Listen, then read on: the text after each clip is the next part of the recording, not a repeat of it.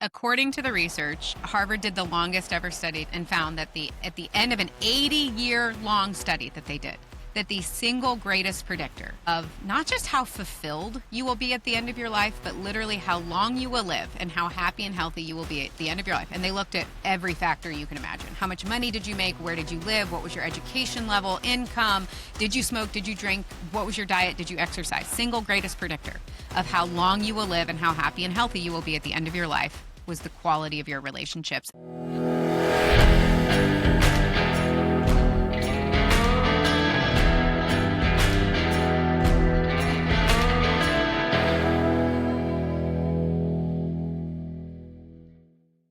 Welcome to the Tyler Dickerhoof Show with me, your host, Tyler Dickerhoof. On today's episode, I have, this is one of my top 2 podcasts I ever wanted to record.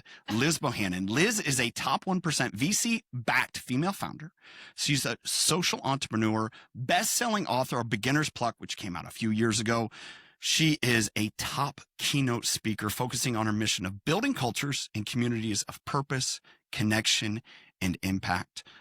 Liz, I'm not joking. When we got to speak with each other about 2 months ago, 3 months ago now, and I came up and I said, you were one of the 2 people that when I started this podcast, I wanted to speak with. The other one was Jeff Henderson. He and I have known each other since the beginning, and it just serendipitously happened that we were in the room together, and here we are. Well, I am so delighted to be here. So thank you for having me, and thanks for your enthusiasm. That means the world to me. So Liz, all about connection. Here's a stat that I want to share and just let you go from here. Studies now show that chronic loneliness is as damaging to our health as smoking 15 cigarettes a day. I never smoked, but I think that's pretty much a pack. In a world where work is more flexible than ever, why do people feel so isolated? Why? You know, there are so many reasons. There are so many reasons, and we could spend the entire rest of the episode talking about why. Great. But here's why I don't. No, I don't want to talk about the why.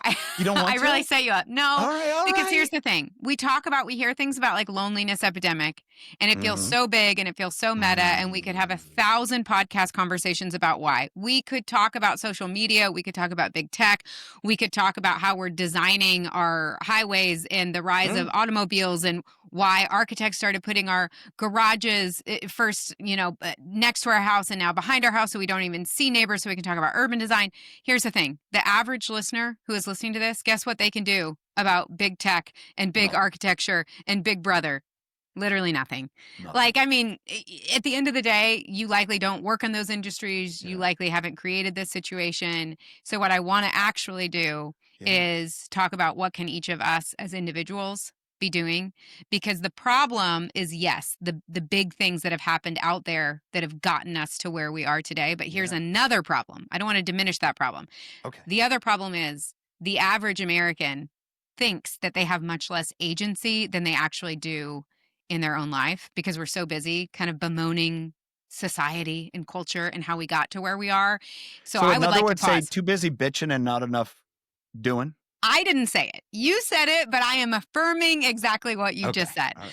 Absolutely. We're too busy talking and moaning about the big problem instead of going, actually, every single one of us has so much more agency to design lives that will produce different results. So here's the problem. I once had a business mentor tell me, this specifically about my business.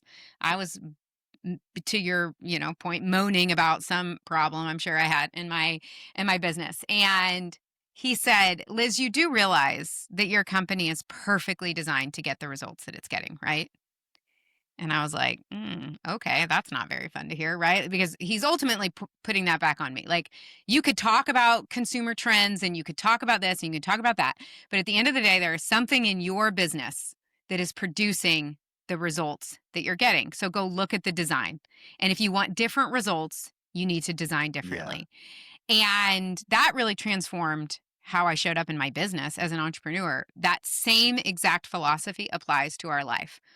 We can complain and we can talk about culture and we can talk about society and we can talk about how we're all so lonely. But at the end of the day, we can design lives that will get different results. And that's a much more effective use of our time than talking about why we were here. So let me ask, because I'm not necessarily more of a why person, but I like to get to the foundation and then build a solution from that. I think so often you come in, it's like, I cut my arm. It's like one of your boys runs in, he's cut his arm, so you throw a Band-Aid on it. Then the next one comes in, he's got like a cut in the same spot. It's like, what are you guys doing? Oh, we're trying to reach for their friend to get the ball.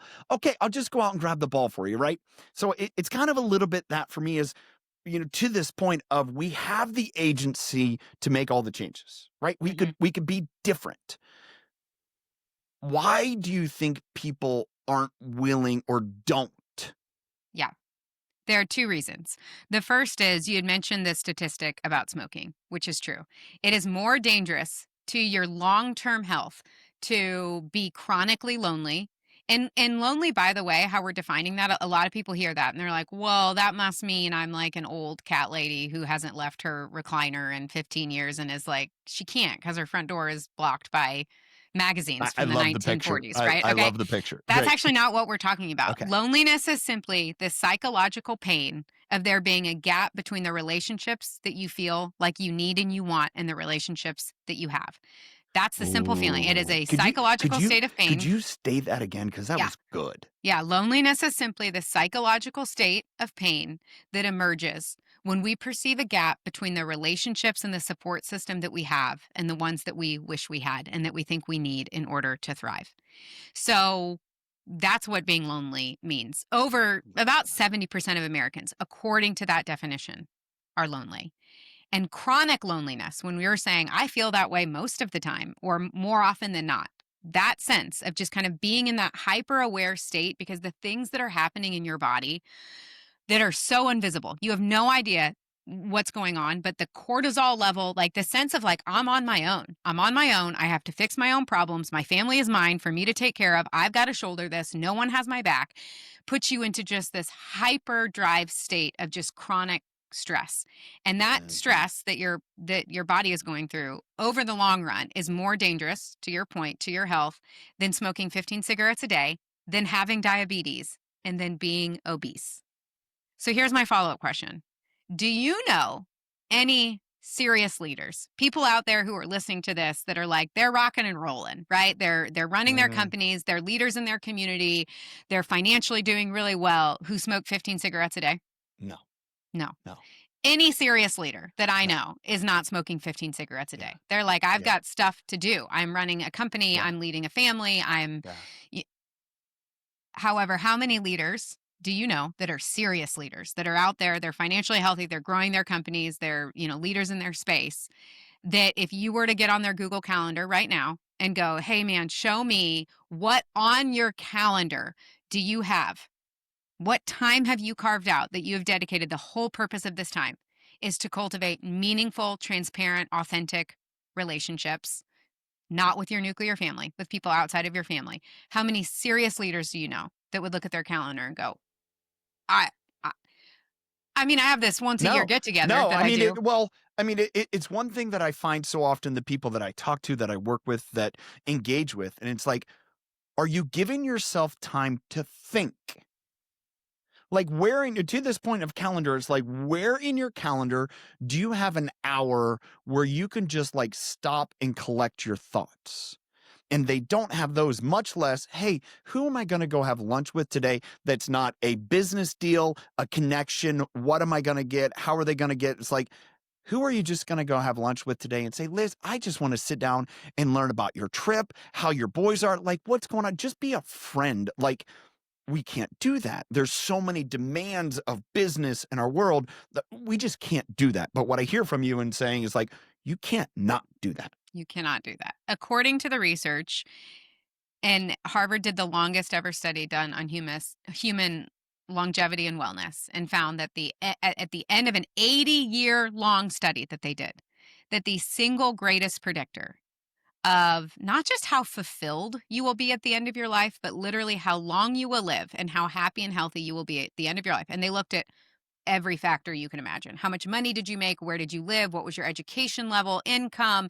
Did you smoke? Did you drink? What was your diet? Did you exercise? Single greatest predictor of how long you will live and how happy and healthy you will be at the end of your life was the quality of your relationships. And specifically, that actually has to extend outside of your nuclear family. And this is particularly important for men who hear relationships and they think they're wife and kids. enormously important. Obviously, those are very important relationships. I'm very pro investing in those, but we don't actually access the full benefits that this research is talking about until we actually extend to kind of our warm network of support. It has to go outside of your nuclear family, because your nuclear family in American culture, if you think about it, is actually more of you. They're an extension of you. And in order to really receive these full benefits, we have to move out of the me, how am I doing? How's my family doing, into the we. And so that means friends, peer support, colleagues, neighbors, in order to actually start accessing these benefits. But we don't take it seriously like we take our physical health. And most of us, I feel like over the last probably 10 years, a lot of understanding around mental and emotional health. And we are on the beginning of the third wave of human flourishing, which is social health. And until we start taking our social health as seriously as we take our physical health and our mental health, we're going to keep getting the same results. It actually doesn't even matter what's happening out there in culture, social media and AI, like they impact us enormously, but like we have so much agency. Like, yeah, but man, if it's not on your calendar, it would be like being I'm going to get in shape. Like I'm going to be a physically healthier person. You're like, man, that's awesome. I love that for you. Like, tell me what you're doing. And you're like, well, it's like, I hope that I'm going to get in shape, right? Like you would immediately go to your calendar and go, tell me what you're doing. And so we just have to start having a shift with how we think about social health. We have to actually believe that it matters. And then we have to calendar it. If you don't date it, you won't create it. But that was actually just the first part of why we don't do it. The second part hold on real quick before we get to the second part. And I know you're so excited. It's great. Is that why Europeans have, like, they drink like crazy, wine, whatever else. They smoke way more than Americans. And yet seemingly by most metrics, they are way healthier because their social and relational is everything. Yeah. It is. I mean, it's a speculative. This is speculative. We don't have data per se. Maybe you do, but we actually do. We actually have really good data around it. Okay. That folks from collectivist cultures and people that spend more time cultivating relationships on a whole are happier, healthier, and live longer. If you look at America, kind of in the grand scheme of things from like a GDP standpoint, we are obviously one of the most resourced, wealthy countries in the entire world. When we look at longevity, when we look at maternal health, when we look at all of these actual just like critical, like you're not arguing. It's not even like happiness or fulfillment, although those things I think we would all agree are like really important. I think we all want to be happy and fulfilled. It is wild. We are in the 20s, 40s, 50s, 60s, 70s of some of those metrics. And social health, there's a direct correlation between social health and all of these other metrics. So first of all, it's just believing the data. Like this can come across as like, oh, it's fluffy and it's like kind of nice to have. And like, you should hang out with your friends more.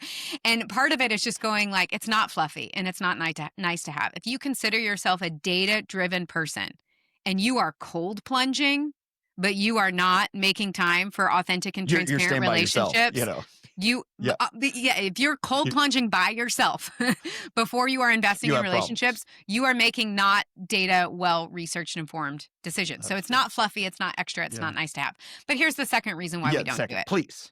The second is guess what doesn't feel like an enormous emotional risk and really terrifying. Cold plunging by yourself. Like that's all, like you can do it. You can buy your cold plunge. You can go out. You can do it at 5 a.m. every morning. There's no risk. There's no risk to you. And pursuing relationships and building the type of social health that I'm talking about is terrifying. It's terrifying. We are so afraid to be known. We are so afraid of social rejection. We are so afraid of judgment. And also, when we look at the science, what the science shows us, like if you literally put someone in an MRI and you imagine them, say like, I want you in vivid detail to imagine you being in physical harm, right? Getting physically assaulted. There will be a certain part of your brain that lights up with a certain level of intensity. If I walk you through a scenario that involves no physical harm, but involves you being socially rejected or facing like judgment or being perceived as being left out, guess what? The same amount, the same part of your brain lights up with nearly the same amount of intensity. So we actually have to give credit to like making friends and building relationships requires a level of risk And it's Courage. really scary, and it requires a lot of courage, and a lot of people would rather avoid kind of the acute pain of judgment or rejection or feeling left out or maybe making the first move and not having somebody like receive it in the way that you wanted them to. So many of us are on a daily basis. We're really choosing, and I have so much compassion for this because it's so scary, but we're choosing to avoid acute pain. And in the process of doing that, we are creating an enormous kind of long tail pain for us in the long run. It's kind of like we're by trying to avoid the thing that we're scared of, we're creating worse. I actually cold plunged a couple years ago. We have a cold plunge. It just has fallen out of my routine. But one of the great things that I learned during that period is just do it. Like, it's not as bad as what you think. And so that's what actually cold plunging drove me to. It's like, oh yeah, I can do it. I'm willing to just go take that chance. Here's the question that is hitting me. Because you mentioned this a little bit as you describe it. As I've lived in different parts of the United States, live in the Pacific Northwest, I've lived in California, I grew up in the Midwest, I lived in the Northeast. There is a tremendous difference culturally between the different parts of the country in regards to the normal social interactions that you're talking about. Mm-hmm.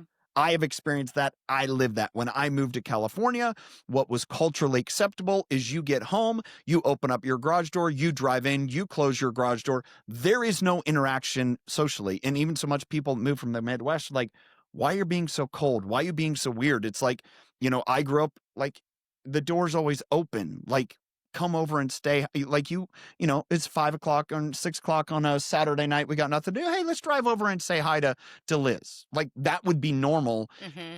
My wife, who grew up in California, like, you never go see someone unless they invited you. Mm-hmm. So Mm-hmm. I'm just, those are my experiences. I'm wondering, like, have you seen that as we talk about this desire for connection? Like, how did that happen? Yeah, I saw it most clearly first myself, less on a regional level and more on a global scale. So really my story is when I was 22, I had a journalism degree, moved to Uganda, ended up becoming an entrepreneur and starting a global fashion brand. But while I was doing that, so I started in Uganda, then I go to North Africa, and I'm building communities and companies and starting manufacturing units and living in community, getting invited into communities literally all across the globe on nearly every single continent. And so that, for me, I started to observe, wow, I'm in these places where there is not an absence of pain, to be very clear. These are not utopian places, right? Like, I'm going to places that are developing economies, specifically where the situation for women and girls, we've got war, we have famine, we have economic stuff, we have access to education, sexual violence, domestic violence. It is not that there is an absence of pain. But what I noticed was that there was a sense of resiliency towards pain that came out of this sense of like, but we're not alone in our pain. We might be in pain, but we're not experiencing the psychological pain of going, there's this huge gap between the relationships that we have and we need. There was a village mentality. There was a sense of, we are in this together. We help each other out, and we also enjoy life's gifts. And I saw this build this tremendous amount of resilience against not pain, but suffering. And suffering is actually what happens. Suffering and pain are a little bit different. Pain is like a hard thing happens to you, right? Pain is you fall down the stairs and you break your leg.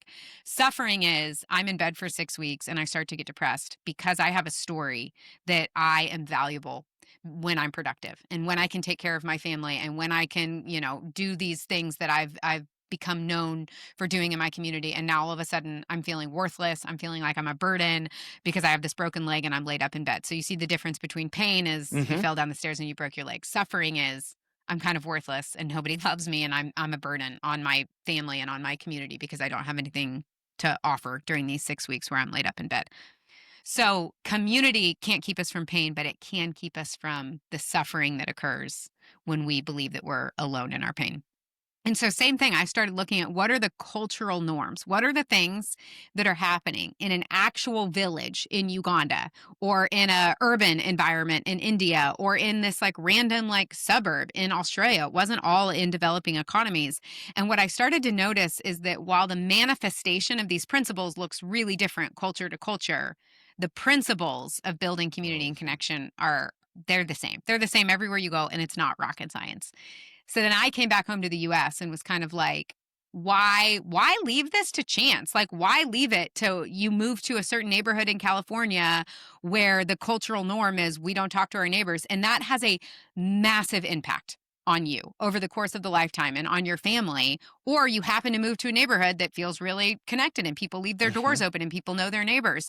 If that's the single most important predictor of how long you will live and how happy you will be, why are we leaving that to chance when we can design that for ourselves? And if it doesn't exist where we're at, we can actually create it. And so then I really just tried to figure out what are the principles, and then can I do that in America? Like, what would keep a modern mainstream American? And I really emphasize that to go like, I'm not some hippie who's living on a commune out in the desert who whatever, doesn't care about worldly Showering, things. Like, no, totally. No, like I'm an entrepreneur.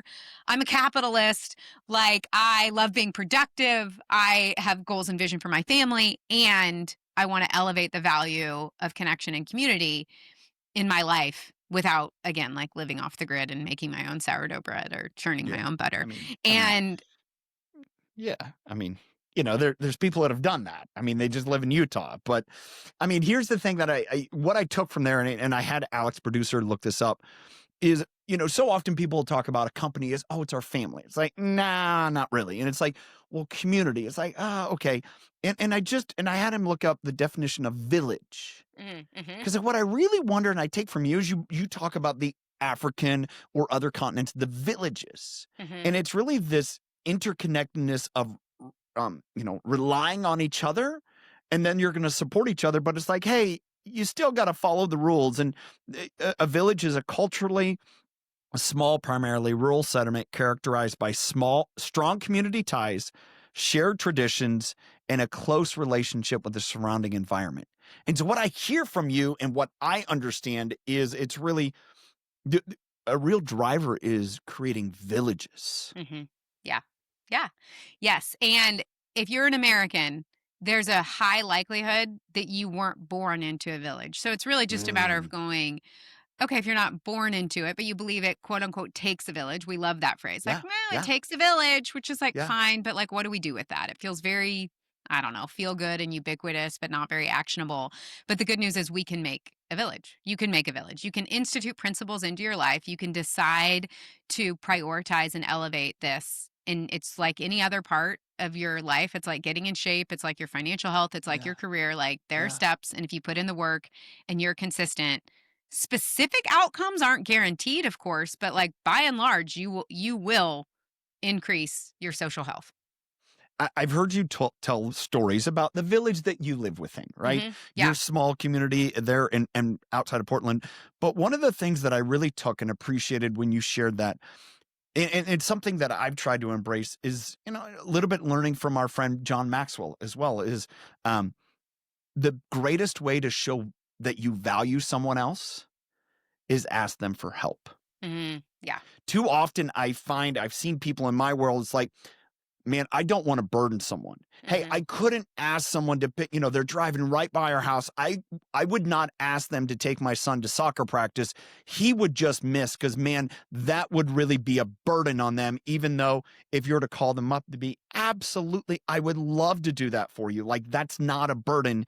But yet there's this perception, and I don't know if it's male, female. I don't know if it's I don't understand why, but I know there are people that live with this. I can't ask people for help. I want to always be the giver because it'll be a burden.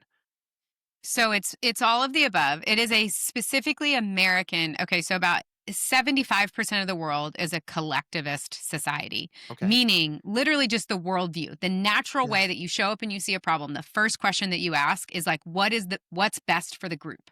What is best for the group? I'm just considering all the parties and going, what's best for the group? In an individualist society, the kind of just gut level reaction that you're having to a problem or to an opportunity is what's best for me. So about 3/4 of the world is collectivist, meaning they think about the we before the me. About 30%, 25% of the world is individualist, meaning we think about us. So America is not only in the minority, we're in the 25 to 30%. We are, by most metrics, the furthest end of the spectrum when it comes to individualists. When it comes to like our gut instinct of going, but what's best for me, we're the furthest end of the spectrum. Now, first of all, hear me say this. I'm not like demonizing. I actually don't think that collectivism or individualism is better or worse. Actually, both things have benefits. They have blessings. They have things that come out of that mentality. Like, the reality is we wouldn't be where we are, and a lot of the amazing things about America and what we've created in the world wouldn't exist without an individualist like mentality. So I'm not trying to like throw the baby out with the bathwater. I am saying that both collectivism and individualism have shadow sides, and it is about being really in touch with the shadow sides and kind of counteracting those. So it's specifically American, and I would argue it's, if we're going to do male female, I think men have a much harder time asking for help than women do. Men are also suffering. Everyone in America is lonelier than they've ever been. Men are arguably, men in our youth, Gen Z, are suffering from the loneliness epidemic at rates that are above and beyond any other demographic. The average male in America is 5 times lonelier today than he was just in the 1990s. And there's a lot of things that we could talk about of why that contributes to it. But you brought up this idea of interdependence, which is actually one of the 7 principles of community building, is of really intentionally building cultures. And when I say culture, I mean on an organizational level, but I also mean like if we had a friendship, Tyler, we're building a culture of our relationship. And we get to show up and be intentional about building the culture within our relationships. And if we want community and connection, if we want to become more resilient to pain through feeling like we have the support system that we need, not just to survive, but to thrive, we have to cultivate relationships where we ask each other for help. And the most powerful, efficient way that you can go about signaling to somebody else that you want to be somebody that they call on and ask for help is not actually by offering help. It's by going first and asking for help. That is what, so use the example of I'm running late from work and I got to get my kid from soccer practice. I'm like in this bind, right? I imagine you want to be somebody. It would feel really good to be the type of person that someone goes, I bet I could call Tyler. I bet he would do that, right? You can tell somebody that you are that person over and over again. Like, buddy, if you ever need help, like just know I'm only a phone call away. What is so much more powerful is the next time you're in a bind, pick a friend, call on them, make an ask, and make an ask that feels big and scary. Guess what? The next time that they are in a bind, of all the people that they could entertain calling, who do you think is going to be the number one person on their list that they're going to go, I mean, I bet I could call Tyler. It's going to be you. It's reciprocation. I mean, as I hear it from you, it's so simple. And yet I know people that, and for me, that's simple, but I also wonder, my family would have never existed as a farm family without that. Yeah, absolutely. Like, I don't know. Like, I stop and think of all the examples in our community and just in the world that I grew up in agriculture, and like, you can't exist without that. And so I think that's, why I have such a different opinion, where it just seems odd to me not to. Yeah. Like, it just, because that's, again, the world that I knew and know. So think about when you were growing up and you were in this like farm community, it was literally survival. And in a lot of places in the world, like, when I'm living in a village in Uganda, it truly is. It's, survival of the fittest is what we say. I actually recently heard that there's like this whole unwinding of that we think fittest means fittest, like strongest, can go out and hunt and kill on their own. And that actually the entire definition of fittest is like fittest to create community and to create networks of interdependence and reliance. And those of us that do that the best will actually be the ones that survive in the long run. But in a lot of these places in the world, it really is survival. So we're at this point in America, many of us who are listening to this, obviously not everybody, where there is so much we can do on our own. And so now that we have the option to be able to do it, it becomes a lot harder to ask. Whereas, even just a generation ago, it sounds like for your parents, it was like, are we going to survive the winter? We're not going to let our kids die because our egos are too big to ask for help from our neighbor. But now, I mean, think about even all of the services that exist. things that we used to rely on from our friends, right? Like it used to be that if you were sick and you needed medicine or you needed a casserole for dinner because you literally couldn't get out of your bed, the only way your family was going to eat, the only way you were going to get the medicine that you needed to survive was if you picked up the phone and called a neighbor and said, I'm really sick. Like, can you bring Yeah. some food by? Or could Yeah. you go to the store and get some medicine from us? I think Everything of that an I just named Yeah, can well, be I think done of an with a paid example. It's like, service now. always the joke was like, oh, go to your neighbor next door and ask for a couple eggs or a cup of sugar. And you're like, no, I'll just Instacart it. Like, I Totally. don't need to do that, which again comes back to this ideology of this individualistic. I can be self-sufficient. I can do it on my own. I don't need someone else. And it's almost like that's more virtuous. Yeah. And reality is the best thing you could do for your life and your day is to go next door and ask for a couple eggs. And this is where I do think that men have it harder than women because in America, not only now, you don't need to have a friend pick you up from the airport because you Yeah. can call Uber. You Yeah. don't need to go get eggs because you have Instacart. All of these require resources and finances, right? So now all of a sudden being independent and being able to do it on your own, I think is also, especially for men, very closely tied to, well, can you provide for yourself? Are you successful? Do you make enough money? So then there's kind of this sense that it's like, why would I call a friend to ask me to pick me up from the airport when I could just call Uber? The perception if I call a friend will be that I can't afford an Uber. And if my main way of showing up in the world and how society sees me and perceives me is how successful I am and how much money I make, all of a sudden calling your friend to ask for a lift from the airport is like, that's my identity. That's who I am. I'm going to be judged. I'm going to be seen as like weak or not successful when it's like, just because you can doesn't mean that you should. And so I actually think that this is where it's a lot more difficult for men than women. Like I said, every demographic in the United States is suffering more than ever when it comes to loneliness and isolation. But I think that kind of psycho demographic of like, I gain my value by being successful, by being financially independent, and by not asking for help is actually a lot harder for men. Here's something else that's interesting, and I'd love your take on it. Obviously this conversation is, it wasn't long ago, it was maybe, I think last week my wife did, or, even a few months before that, would go out to dinner with her friends. I meet with a group of guys on Friday morning at like 6:30. We meet for coffee. We've been doing it for like 7, 8 years, Good for you. but we've never gone out to like dinner. Meaning Okay. I'll get up, I'll be home. If I need to be home before the kids go to school, I can. There's a lot of guys that don't come at times because, I can't come during school year and we bounced around different days. Whereas, and I think any of us would be, if our wives wanted to go out for dinner, no problem, no questions asked. But yet it's like, it almost feels like, because, and this is my perception, it's not, is because we've gotten into so many dual income families that there's this extra burden put on men that you can't have personal social time. Like, I'm not someone that golfs. Why? Because if I golfed at, if I had a 9:00 tee time, my day is ruined. I'm not home until 3. All of a sudden, kids are home from school, practices, all those other things. That was a part of my life. And now it's not in my fabric. Same on weekends. I don't go golf because, we have soccer, we have basketball, we have dance, we have all those things. And so those things to do socially with men, other than maybe go to the gym, or, maybe if I can try to squirrel it away and maybe have a lunch meeting or maybe have a coffee, dude, there's really not place for it. My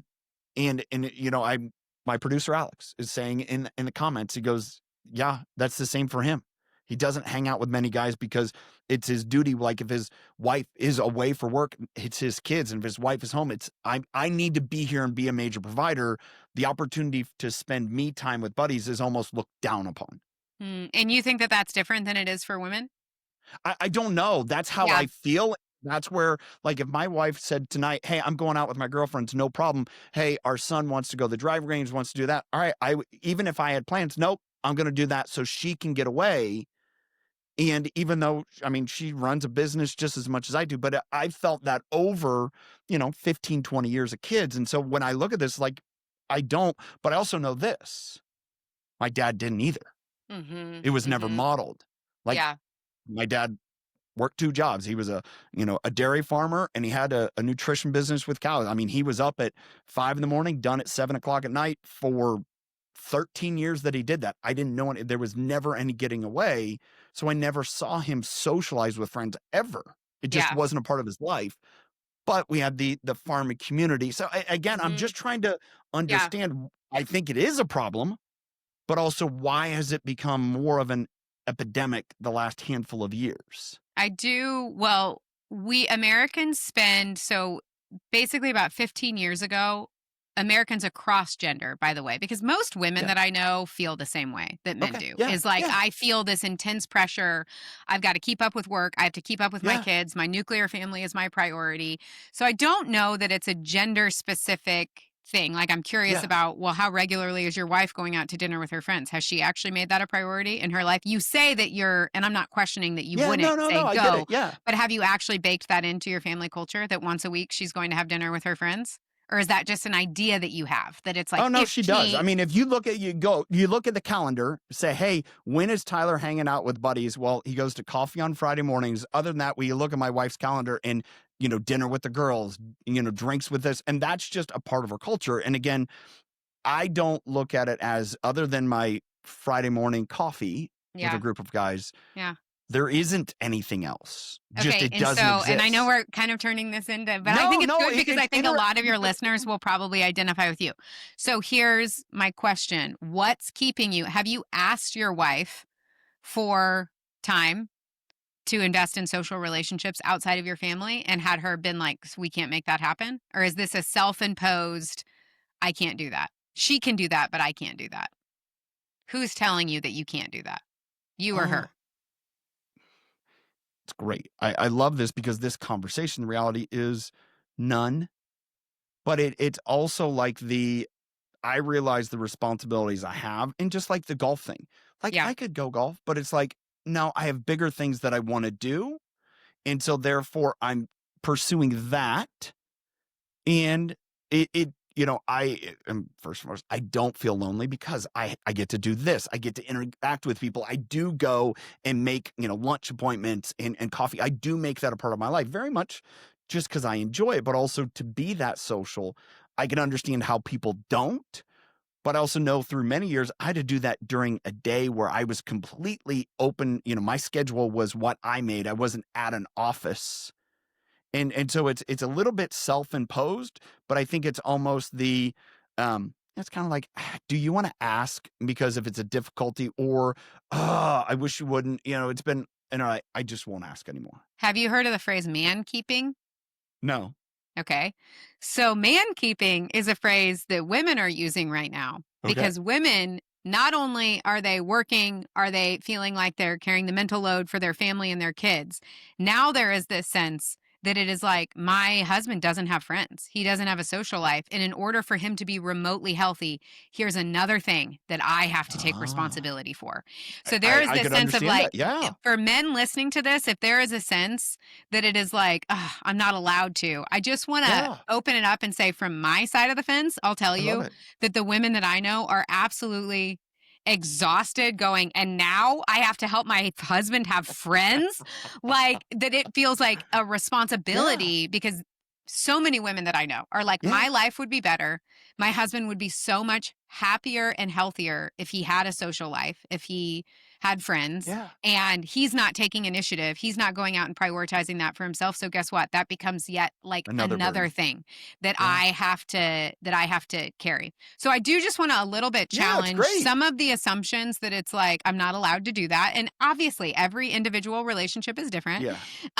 The next thing that I want to talk about though is, you talked about the idea of going to play golf with your friends, which is, that's an all day thing, right? So you're talking about, that's a massive investment to go out and play golf with your friends. That's why I tell my friends, I used to say this, if you like golf, you hate the rest of your life. One, that's my opinion. Number two is 9 holes are perfect.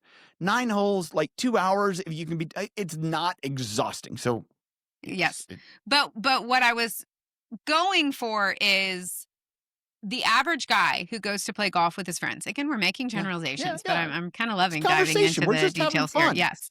Is at the end of playing those 9 holes, there are things that could have happened during the time so how long does it take to play 9 holes of golf? 2 hours. Okay, so 2 hours. During those 2 hours, are you leaving going, I feel more Yep. seen, more known, more safe, Yep. and more secure than when I showed up? I see this with everyone, but probably more with men, that they make the leap to go, okay, I'm going to start investing more in my social health. And so they start spending more time with their buddies, and they're going golfing, or they're going out and getting a beer, and they're playing darts, and all of these things men typically relate and kind of say side by side. Women typically be a little bit more like eye to eye, like Okay. across the table, where men really prefer to relate socially, kind of shoulder to shoulder. We want to have an activity to do together. Yeah. And neither of those are better or worse. But what men specifically have to be asking themselves, even more than women, although this is important for all of us, is, but what are you intentionally doing with that 2 hours that is creating a sense that we are all walking away feeling more seen, known, safe, and secure? And if you can't point to what you're doing, what ends up happening is sometimes people start investing in their social life, but then they're like, I don't feel any more connected. I don't feel any Yeah. more known. I don't feel any more seen. That, if we're going to use the gym analogy, Yeah, it it's starts great. to be like, okay, I've done all of this work to get a gym membership and to drive my ass to the gym 4 days a week, but then you're going to the gym and you're standing on your phone. Or Or you're you're like, going to the gym and then you're coming home and you're grabbing, you're grabbing, going through the McDonald's drive-through. And not just well, for it's actually more what I'm saying is like McFlurry. you're carving out the time, but you're Yeah. not working out when you're at the Totally. gym. Yeah. You're not both. being intentional about your actual workout that you're doing. And then that's frustrating, right? Because now Yeah. you're like, I'm spending 4 hours a week at the gym and I'm seeing no Yeah. results. So this is where we have to double tap one step in and go, how you spend those few hours a week, which I got sidetracked and I forgot to say that 15 years ago, the average American, both men and women, were spending about 7 hours a week with their friends. That has gone down by 65, almost 70% to less than 2 hours a week with their friends. So just collectively, Yeah. we used to dedicate more time to friends and relationships than we do now. That's just a massive like social shift that all of us have just decided. It's like a frog in boiling water. We've all just gone, I guess it's normal. Here's a like, perception why that happened, or a thought why that happened. yeah. Is COVID forced us into being very in the home. And so whatever habits we had outside of that beforehand fell out of practice, and we haven't been intentional about making them a practice again. Yeah. That's So my point. COVID was a great accelerator. It Yeah. did not actually start it. So these Yeah. trends we actually see really kicking up starting in about 2012. What else was happening in 2012? This little What? thing called social media. A little thing called social media. So Yeah. smartphone penetration became about 50%. And at the exact same time, so we're getting all of this Yeah. kind of parasocial, like before it Yeah. used to be you're hanging out by yourself at your house. It feels like you're hanging out by yourself at your house. And I'm like, I'm a loser. I don't know anybody. I have no idea what people are doing. It felt there was like an acute pain to staying at home. Yeah. Now we have these little devices in our hands, and we are getting this just kind of constant stream of very cheap dopamine. Yep. Which typically in a social relationship, there are a bunch of things that are happening neurochemically. So we've got dopamine is being released, oxytocin is being Mhm. released, we've got serotonin, and we have endorphins. That is like a neurochemical rave that is happening when we are engaging in social relationships. Now that we have smartphones and now that we have social media, we're getting a version of those, but it's really, really cheap. So we're kind of getting these like cheap dopamine hits, which is making us feel like we kind of have some level of connection, that we know what's going on, but it actually isn't resulting in anything that's benefiting us in the long Yeah. run. So that started happening around 2012. We start seeing these social trends. COVID did accelerate it, but notably that started happening in kind of the disintegration of like Yeah. civic and social life, club Yeah. memberships, all of these things started going down really swiftly, even pre-COVID. But then Well, COVID created, to your point, this kind of massive acceleration. But to get back to the kind of gym analogy, what I want to Yeah. get to, and this is one of the principles of building community and connection, is around how we're using that time with one another. Because what you're doing, and I don't know what you're doing with how many guys meet on a Friday morning? Like 6 to 7. Okay. One, I just want to say, Yeah. that is the single best investment that I think you could be making in your life as a leader. To hear you say that you are regularly on a weekly basis meeting with 6 to 7 other men.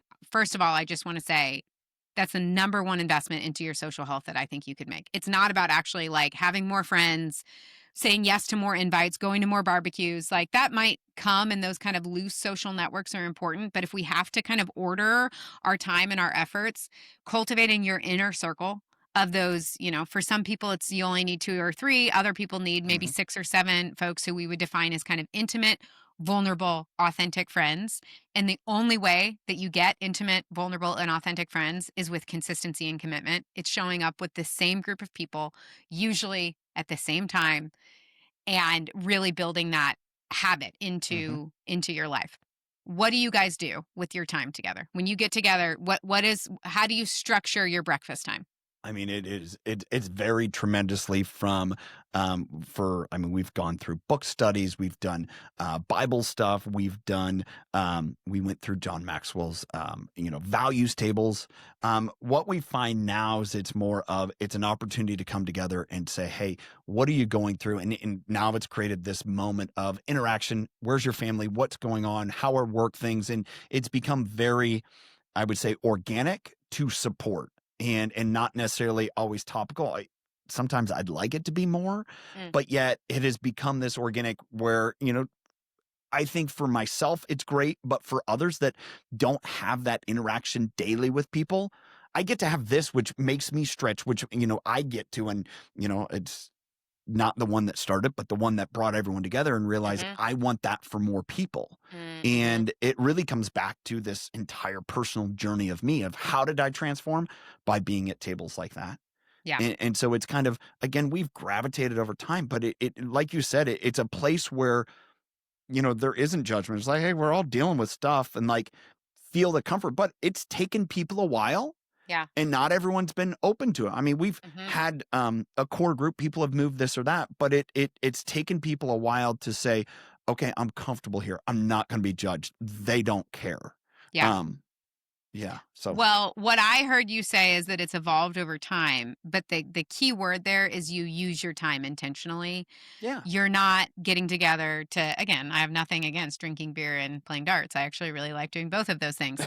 But the point is, what I hear you saying is that we are actually using that 2 hours a week that we have, or however long you all meet, whether it's a book study, whether it's we're asking each other specific questions over and over again, it seems like it's evolved, but there is an intentionality to it. The point is, and the hope is, that the folks who come to this will leave feeling more seen, more known, more safe, and more secure. And that is why I'm telling you that it's the single greatest investment that you can make into your social health, because creating those environments where you're not just hanging out, because you probably don't need more time just like hanging out with your friends. What you actually need is more time to share the full story of your life with people that Here's you what I believe are would going to say support is, you.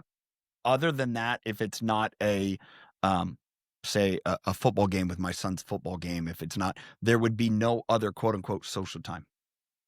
Wait, sorry, say that again. It said, unless it is something, an activity that is we're going to my son's football game, we're going to a basketball game.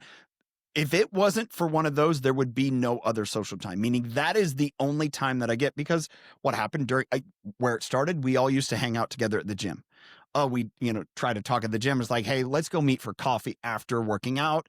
Then it came to, through COVID, everything else, some of us no longer go there. Let's meet outside of it. And so to your point, and I fully, recognize that if it wasn't for that time, there would not be any other social engagement.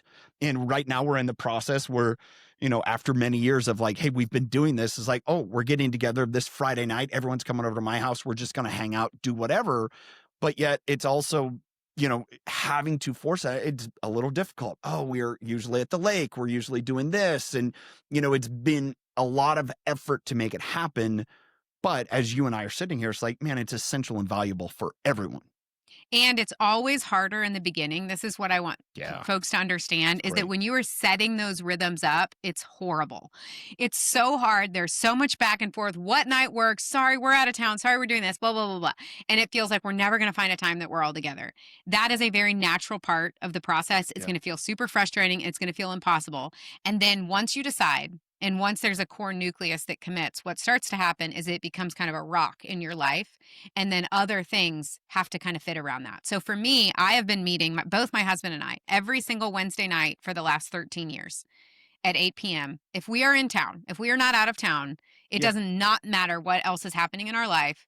He's meeting with a group of guys. I'm meeting with a group of girls every single Wednesday night for 13 years. Guess how hard it is for us to get together on a Wednesday night now, 13 years in? Guess how much back and forth conversation it requires? None. It's None. just, that's what happens. That is just what happens. Guess what opportunities or invitations I say yes to that come my way on a Wednesday night? Very few. None. If any. Literally none. Like, I mean, maybe if my mom is in town, but even then, if she's going to be in town for 4 or 5 nights, she knows that like Wednesday nights. So the entire rest of our lives have kind of become oriented around protecting this space in the way that so many of us do with our kids, some of us with our spouses, with our gym time. We as adults get to decide what's important. And then over time, the rest of our life like starts to kind of flow around the big important rocks. And part of building a beautiful, successful, intentional life is just making sure your big rocks are in place. And then knowing everything else will find a way to filter in. But if you let, I'm sure you've seen that like example of like what happens when you put the little pebbles into the vase first. It's like it gets filled up and there's no time for the big rocks. What we as leaders actually have to do is identify what are the 2, 3, 4 most important rocks. We move mountains to put the most important rocks in first and then know that the pebbles and the sand and all of the smaller things will find a way to filter in versus saying, I'm going to let other people determine how I'm giving away my time and my energy. And then I'm going to wake up one day and be like, how did I even get here? I don't even care about these things. These didn't even matter. They didn't amount to anything. And so once you kind of make that commitment and get the rhythms built in, it actually becomes remarkably easier, not more difficult to kind of have those habitual engagements. Now, I'm going to take it a step further and say, and this is going to feel so intense to people because I realize we're kind of covering the spectrum of like beginner 101 into like we're moving in to intensity. But the amount, you wouldn't believe the amount of hours a week I spend with my friends. I spend more time with my friends in relationships with probably anybody else that I know. And here's why it's possible. Do you know why it's possible? You've heard my story. Go ahead. Share it for everyone. I live intentionally on a block with my 7 best friends. So we have so made the main thing that where we live, how big our houses are, what school district we're in, all of that. We were saying none of that actually, if you look at the data and you look at the research, none of that matters in the long run as much as living close to people that you love. And by making this one time massive life decision to say, let's live on the same block, let's be within baby monitor distance over the course of the last 13 years, that enables me. I would not be hanging out with my friends probably 5 times a week. There's some sort of organic or intentional hangout. In a million years, if my friends lived a 15-minute car ride away, my guess is I would be hanging out with girlfriends once or twice a month. If I had to get a babysitter, if I had to plan in advance, and if I had to get in a car, my guess is that my social interaction would drop by about 90%. So part of it is so many of us are beating ourselves up because we can't make it work. We can't find the time that we feel like we need to invest in our social life. And this is where we kind of go back all the way back to the beginning of the conversation. It's a design problem. Like it's like you're beating yourself up. That's like beating yourself up for not being able to get to the gym when the gym is an hour away and half the time you go, it's closed. You're like, that's an impossible standard. One of the things that I'm trying to discern and appreciate, it's like, how do we break through ourselves? Somebody's listening. It's like, yeah, but I don't know if I want to be around, like I'm afraid, like there's a fear of it, and maybe not recognizing the fear of, if I'm around that many people, like your friends that much, they're going to know things. And, the fear of, I don't want them to know my business. I don't want them to know my things, because it's easier to be over here and think everyone thinks great of me. But then all of a sudden they know about Tyler's, like how he gets mad at his kids and yells at them when they don't mow the lawn right. It's like, yeah, that's life. All right, I got to work through that, right? It's all those things. Instead of being afraid of that, to say, embrace it, because it's going to help you be a better person. And you're going to be able to say, hey, I heard you yelling at Brax again. Yeah, all right, I got to get better. Like just that part of like levity, and like that's healthy. I'm so glad you asked this. There's a beautiful quote by Tim Keller. And he's actually talking about marriage, but I think it applies just as much, if not more, to community, where he says to be loved but not really known is comforting, but it's superficial, right? So that sense of like, people love Tyler. They never see your shit. Like, oh, we love you. We think you're so amazing. We see you on, social media. We see you from afar and you're just crushing it. You're crushing the business game. You're crushing your dad game. That feels good in the moment. It feels good to be admired, but it's superficial. Like that is not what will carry you through the dark seasons of your life. Then he follows it up by saying, but to be fully known and not loved is our greatest fear. That's exactly what you're talking about but what if people see the truth and they reject me, they judge me, they don't love me, they don't respect me anymore. And then he goes on to say, but to be fully known and truly loved is a lot like being loved by God.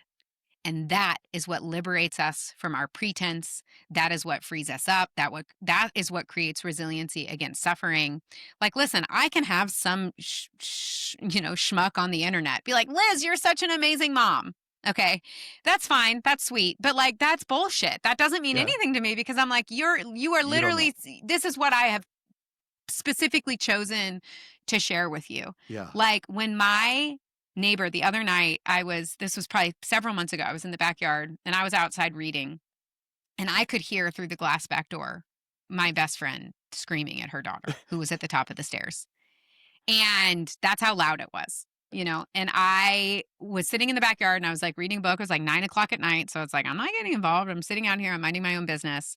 3 nights later, we're in a Wednesday night group and she's bawling. She's crying. And she's just like, I'm not being a good parent. I am so short and I am losing it with my kids like on a regular basis. And I can sit there and go, I literally heard you.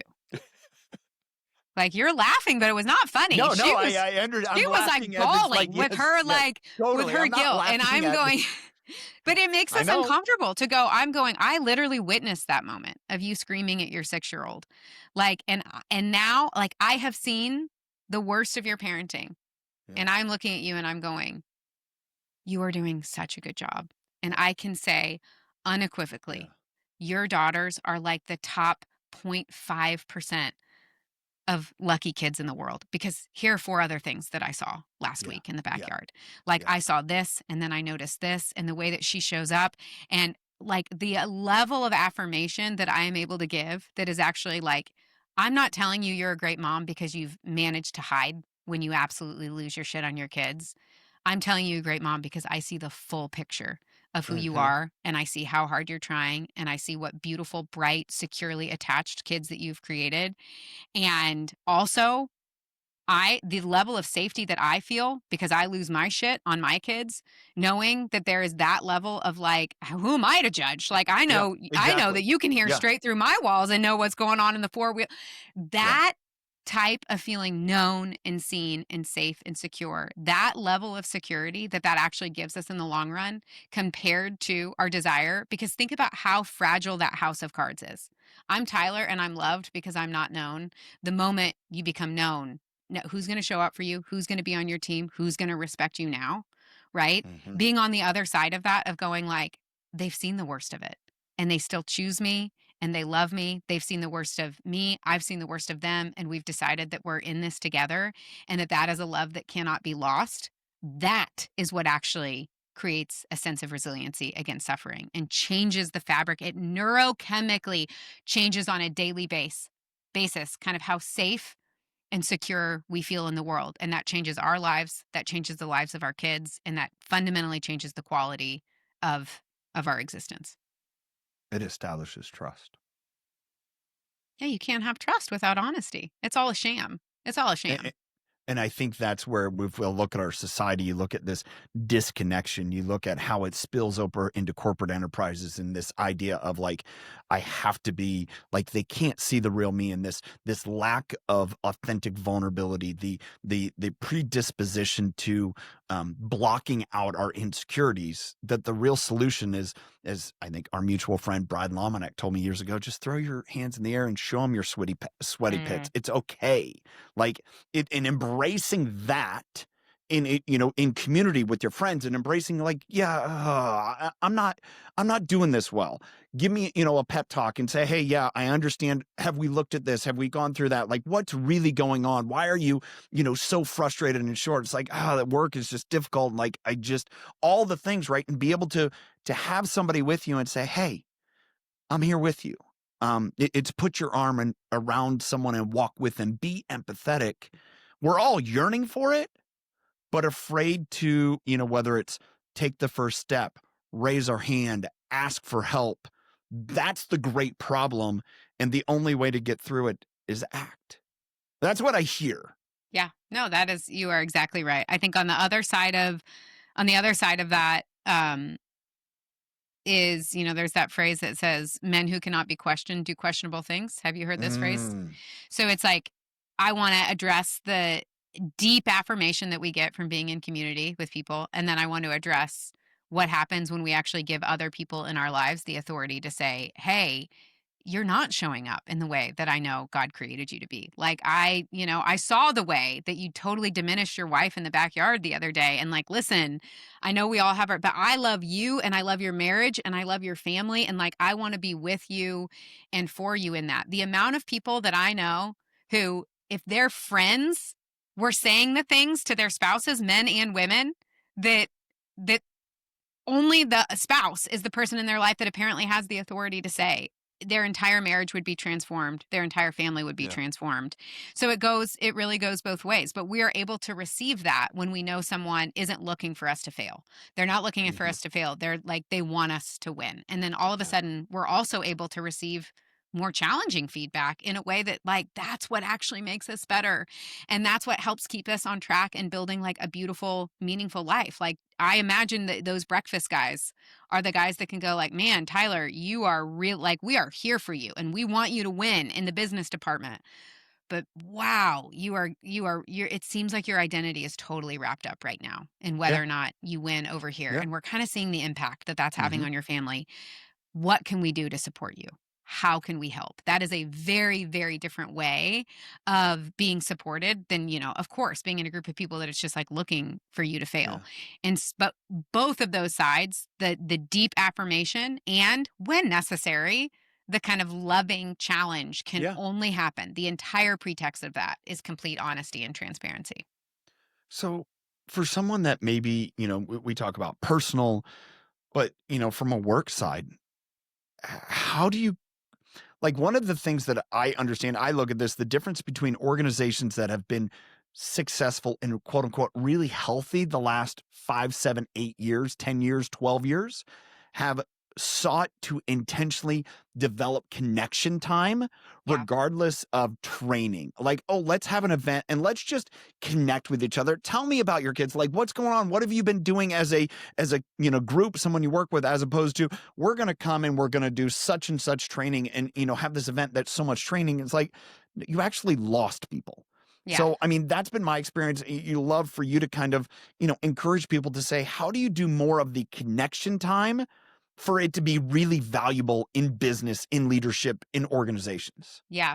So the same principle applies as it does in a personal life. We talked about if you don't date it, you won't create it.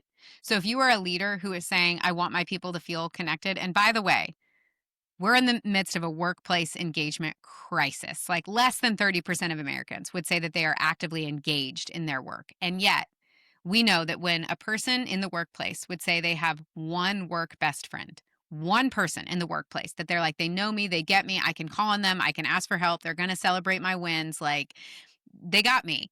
Both of those people are 7 times more productive and engaged in their work. So it's like, that's honestly our fix for workplace engagement is relationships. And as a leader, the most basic question that you can be asking yourself is when you look at your corporate calendar, organizationally, when you look at how you're spending your days, your weeks, your quarters, and your years, what are the rhythms? It's all the same. Remember, we went back to, and the acronym that we're using here is RICH, RICH.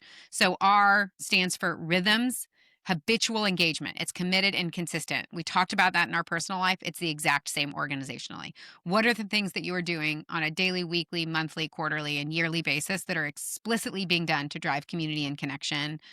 within your organization? And then how are you using that time really intentionally to cultivate, to ask deeper questions, to provide, support, to help elevate these values of transparency, authenticity, interdependence, asking for and giving help in a corporate environment? There is nothing that will explode your growth organizationally if people are like, I can take a risk because I know people have my back. Like, I can say the idea out loud, or I can go for this project because I know if I get myself into a pickle, people aren't waiting for me to fail. We're going to fly and we're going to do it together. If you can create a culture where we are elevating, asking for and giving help to one another, our productivity, our innovation, all of it. It's rocket fuel, because no one wants to take a risk if they think that they're just like with a bunch of people who are just like waiting for them to fail. That's terrifying psychologically to be in an environment like that. It's middle school. It is, honestly. And listen, and I have to wind down because my other call is starting. But at the end of the day, we are all just middle schoolers. We are all just middle schoolers, like walking into the lunchroom, looking around, going, is there a seat for me? Like, what table do I belong at? And from an organizational level, if we can create that sense of safety, this is how we communicate with one another. This is how we work through hard conversations. We didn't even get into that, Tyler. That could be a whole separate conversation about how we do conflict. If we can be leaders who build that organizationally, and then we can be leaders who honestly, I would say first and foremost, don't jump, because I know you have so many high achievers that listen to this. Don't jump to being like, I'm going to go do that for my people in my organization before you do it for yourself first. You cannot pour from an empty cup. Totally. Yes. And if you go out and try to set an intention of building connection within your organization, but you're not fully known, that's actually a recipe for disaster. Because unintentionally, there's going to be all sorts of things that you're doing there. You're trying to get inappropriate affirmation from people whose paycheck you sign. It'll go worse. It'll go worse. It'll go worse. Yes. So if you're listening to this and you're like, I want to do it organizationally, I'm going to go, I love that for you. Slow your roll and go make an investment first and build. I'm not talking about a big thing. I'm talking about 2, 3, 4 people where you are meeting consistently, where you are showing up, where you are telling the full story of your life, where you are allowed to ask for help, where you give authority to receive feedback from people that you truly know, love you, and are for you. Start there.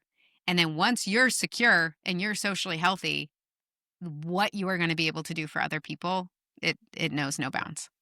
All right. So where can people learn more about you, all of this, your keynotes, everything? All the things. They're online, lizboho.com. You can sign up for my email newsletter. You can follow me on social. I've got a new book in the works about the topic. I'm working on a documentary. So stay up to date with all of the things. These are closed right now, but probably early next year in 2026, we'll be opening up our next round of connection cohorts. And this is for leaders who are going, hey, I want this. I need this. I don't know where to start. I don't know who to pick up the phone and call. And once I got 4 or 5 or 6 people in a room, I feel super awkward. Like, how do I share the full story of my life? What does that look like? One of the things that I'm doing through connection cohorts is like, I do it for you. I'm going to help place you in a group with 6 other leaders who are kind of at your level. They get your world, but they're not in your world, and then really facilitate a framework that helps you to share the full story of your life and stay reconciled and be known, be loved, be seen, be secure and safe with a small group of people, so that you then have that with other leaders. But then that's also really enables you to go out and do that in other parts of your life, because it's your safe little training ground where you get to do that. So keep your eyes peeled for when our next cohorts open, likely in 2026. Awesome. Well, thank you so much for your time, Liz. Thank you for everyone watching on YouTube. If you could hit the subscribe button as well as the bell to get notified whenever we drop new content, I would appreciate it as well. If you're listening on Apple Podcasts, Spotify, wherever you listen to podcasts, if you could rate and review this episode, that way more people can learn from impactful leaders like Liz. Until next time, choose to lead with impact.